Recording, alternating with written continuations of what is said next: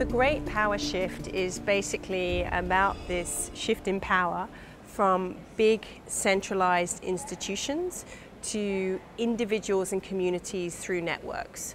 So what I mean by that, if you think of Encyclopedia Britannica versus Wikipedia, if you think of big banks versus peer-to-peer lending, all of a sudden people don't have to depend on big organizations or traditional institutions to get things done because they can trade and exchange and converse with one another directly.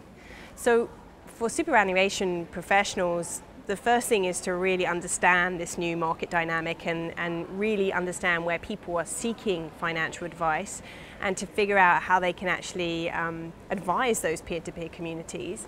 And the second thing is realizing that many issues around tax and insurance and legalities actually change in this new world of power. So I always say you can't apply old world thinking to new models and new technologies. So they really have to think about new regulations because many of these things don't fit in the traditional box.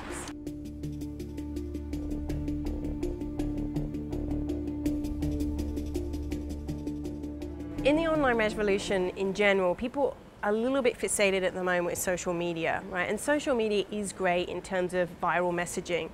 But the point that often gets mixed, and it's really important in these types of industries, is the trust that online connections can actually afford, that you can use digital tools to actually create face-to-face trust. So I think people have got a bit fixated about what should I do on my Facebook account or should I tweet, whereas what they should actually be looking at is quite an holistic approach, which is how can they use all these different channels and change the interactions and the trust relationship that they can have with their clients, because that's the opportunity.